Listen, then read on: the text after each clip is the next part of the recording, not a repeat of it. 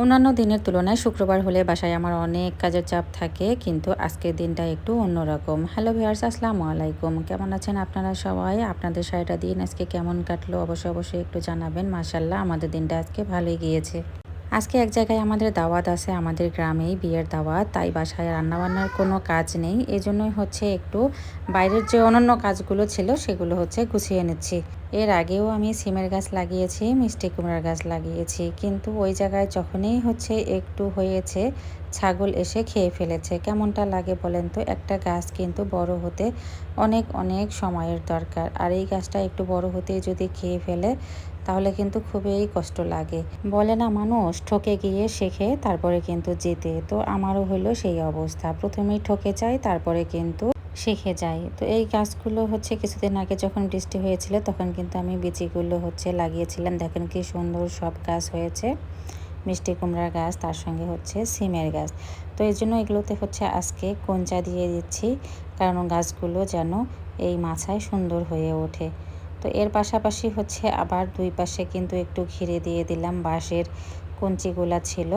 ওগুলো অবশ্য আমাদের রেডি ছিল, বাট পড়েছিল, ওগুলো আমি মোর্শেদা আর হচ্ছে আমার হাজব্যান্ড সহ দুই পাশেই সুন্দর করে দিয়ে দিলাম, যেহেতু এখন গরু ছাগল আর কেউ ওখানে ঢুকতে পারবে না, আর গাছগুলো নষ্টও হবে না। এই যে দাওয়াত বাড়িতে আমার ছোট যা আগেই চলে গিয়েছে, আর আমাকে কিন্তু বাসায় অনেক কাজ গুছিয়ে তারপরে হচ্ছে যেতে হয়েছে।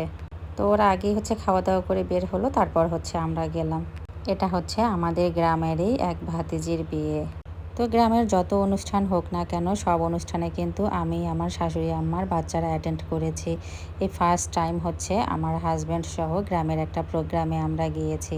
তো আজকে শখ করে আমিও শাড়ি পরেছি। ও হচ্ছে শুক্রবার যেহেতু ছিল, নামাজ পড়তে গিয়েছিল, পাঞ্জাবি পরাই ছিল। তো মাঝখানে হচ্ছে যে মেয়েটাকে দেখিয়েছি, এটাই হচ্ছে আমাদের বউ। কেমন লাগছে দেখতে অবশ্যই, এবং তার জন্য একটু দোয়া করবেন, তাদের যেন দাম্পত্য জীবন সুখের হয়। আর আমরা কিন্তু হাত ধরে হাঁটতেছিলাম, আর আমার মেয়ে পিছন থেকে ভিডিও করছিল। আমার ছেলে মেয়েও তো অনেক খুশি, বাবা মা এভাবে হাত ধরে হাঁটতেছে। জীবনে খারাপ সময় যাবে, এটা মাস্ট বি, তাই বলে কি ভালো সময়গুলো এভাবে উপভোগ করব না বলেন তো? যেমন রাতের পর দিন আসে, রোদের পর কিন্তু বৃষ্টিও হয়, তাই মানুষের জীবনটাও কিন্তু এরকম। কিছু সময় ভালো তো কিছু সময় খারাপ, এটা কিন্তু সবার জীবনেই ঘটে।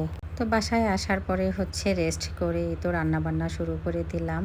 সন্ধ্যার দিকে হচ্ছে আম কেটে দিলাম আর দুধ গরম করে দিলাম। সবাই মিলে খাওয়ার পরে হচ্ছে আবার তো রাত্রে সবজি রান্না করতেছি, কারণ আমার হাজব্যান্ড বলেছে দুপুরে যেহেতু একটু খাওয়া দাওয়া ভালো হয়েছে, রাত্রে শুধুমাত্র ও সবজি খাবে, ভাত বা রুটি ও কিছুই খাবে না, জাস্ট এক বাটি সবজি খেয়েই ঘুমিয়ে পড়বে।